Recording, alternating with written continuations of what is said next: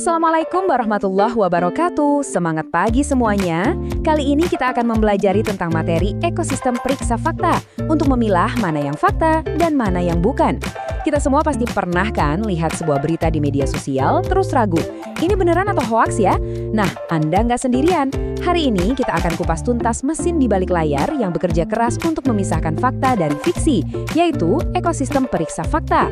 Nah, di tengah lautan informasi yang luas banget ini, kutipan ini tuh ibarat kompas kita. Melawan hoax itu bukan cuma soal benar atau salah, tapi ini adalah sebuah perjuangan aktif melawan pembodohan. Karena, ya setiap kali kita membiarkan misinformasi lewat, sebetulnya kita lagi membiarkan sedikit kebodohan menang. Jadi, gimana caranya kita menavigasi semua ini? Oke, kita akan mulai dengan melihat dulu sebesar apa sih hutan informasi ini dan apa saja bahayanya. Terus, kita akan cari peta dan kompasnya, yaitu ekosistem periksa fakta itu sendiri. Kita juga bakal kenalan sama penjaganya, intip alat-alat canggih mereka, dan yang paling penting, kita akan cari tahu di mana posisi kita dalam semua ini. Oke, kita masuk ke bagian pertama, banjir informasi dan hoaks. Coba deh, bayangkan internet itu bukan sekedar ruang tapi sebuah hutan belantara, hutan digital yang sangat lebat dan liar. Ya, hutan ini memang menawarkan banyak sekali hal bagus, sumber ilmu yang gak ada habisnya. Tapi, di balik setiap pohon, selalu ada potensi bahaya. Hoaks misalnya, bisa menyebar lebih cepat dari api. Perundungan atau cyberbullying bisa meninggalkan luka yang gak kelihatan. Dan penipuan, wah itu mengintai di sudut-sudut yang paling gak kita sangka. Gampang banget untuk tersesat di sini. Dan tahu nggak apa yang paling bikin khawatir di hutan ini? Angka ini. Bayangkan, lebih dari 1/4 penghuninya itu adalah anak-anak dan remaja. Mereka ini kan penjelajah yang paling pemberani ya, tapi di saat yang sama mereka juga yang paling rentan.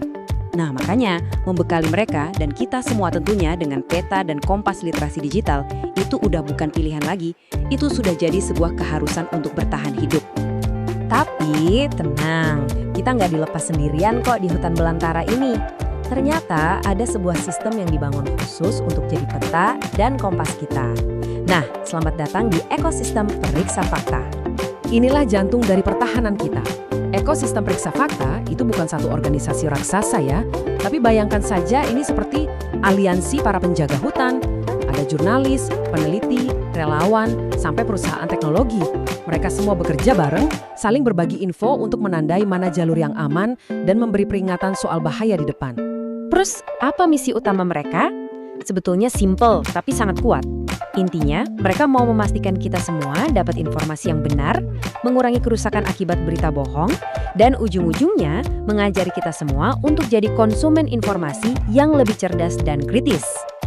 Oke, sekarang pertanyaannya, siapa saja sih para penjaga yang berpatroli di garda terdepan hutan digital ini?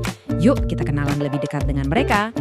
Nah, poin yang paling penting untuk diingat adalah ini, tidak ada pahlawan tunggal di sini.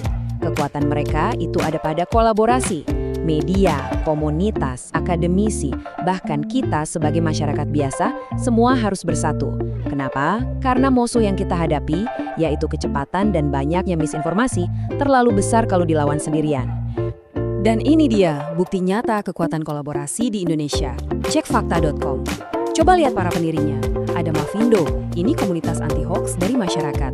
Ada AMSI, Asosiasi Media Siber, dan AJI, Aliansi Para Jurnalis. Jadi ini bukan sekedar platform, tapi ini adalah pertemuan antara warga, media, dan jurnalis profesional yang bersatu untuk satu tujuan, apalagi didukung oleh kekuatan global seperti Google. Dan perjuangan ini nggak berhenti di Indonesia saja. Ini adalah gerakan global.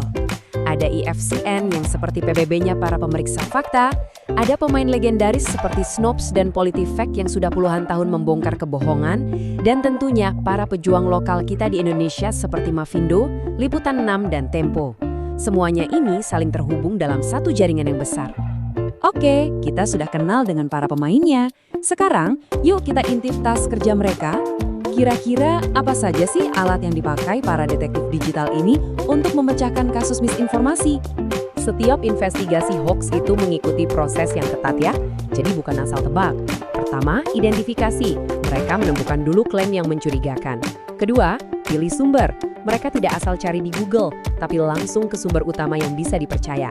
Ketiga, verifikasi. Setiap detail, tanggal, dan nama semua dicek silang. Keempat, analisis. Mereka lihat konteksnya, jangan-jangan ada sesuatu yang sengaja dipotong atau dibelokkan. Dan terakhir, lapor. Hasilnya disajikan secara transparan, jadi kita semua bisa lihat sendiri buktinya. Dan untuk melakukan semua itu, mereka dibantu oleh teknologi AI yang canggih. Pernah kan lihat foto yang provokatif? Nah, dengan reverse image search, mereka bisa langsung melacak foto itu ke sumber aslinya dalam hitungan detik untuk mengecek apakah konteksnya benar. Atau lihat video yang aneh, ada infeed yang bisa membedah video itu frame per frame untuk mencari tanda-tanda manipulasi.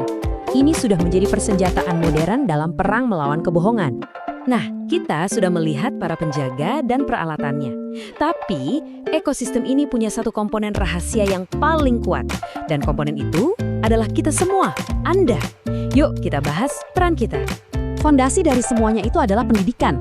Literasi media itu bukan cuma soal bagaimana cara posting atau scrolling saja.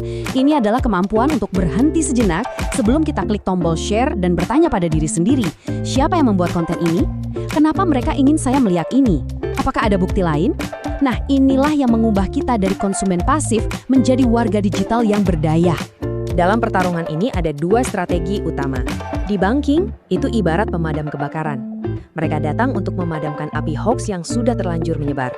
Ini penting, tapi sifatnya reaktif. Nah, strategi yang lebih cerdas adalah pre-bunking.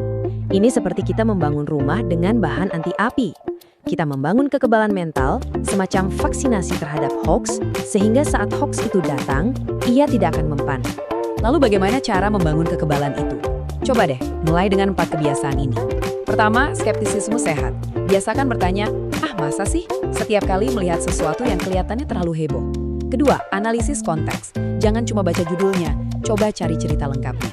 Ketiga, penilaian bukti. Cari sumber aslinya. Dan keempat, ini yang paling sulit, kesadaran bias.